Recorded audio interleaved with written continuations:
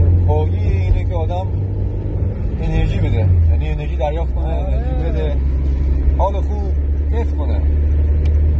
حالا دمتون گرم از اینکه گرفتید اون مدل یارتم آقا قابل اصلا آبادانی‌ها. حالا من داداشم 3-4 سال شهر آبادان بود. آره. یه بنده خدا میگم که آبادان گیرایی داره، یعنی آدم بره تو آبادان آره دیگه ول نمیکنه آبادان. یعنی اون کیف و حالی که مثلا شهر داره، مردمانش آدم با صفایی هستن. بزرگواری. آره آبادان کلا یه شهر آدمای خوب گرمی داره. آره آدمای نوازی هم گرمی. بعد زیادن تو قید و بند دنیا نیستن، میدونی؟ درستش هم. آره ما خودمون اینطوریم، چه داشته باشیم چه نداشته باشیم حال میکنه. عالیه.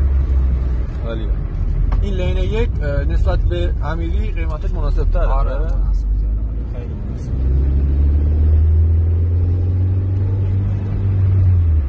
حالا ببینید چیه آبادان. بعد خدا امروز داشتم صحبت میکردم، میگفتش آبادان خاکش گیرایی داره، یعنی میگیره آدم، یعنی یه مدت که توش بمونی بهش عادت میکنی و نمیدونم همچی حالتی رو گفت. منم قبلا شنیده بودم، یعنی اون حس و حال خوب رو بهت میده. بعد همون داستان انرژی که میگم، بعد عرضم به خدمت شما که باهاش حال میکنی و میمونی توش. حالا ما خودم من نظرم اینه که یه ترم 2 ترم اینجا بمونم، داستان چیه. اگر اوکی بود که میمونم، اگر نه حالا انتقالی میام شهر خودم.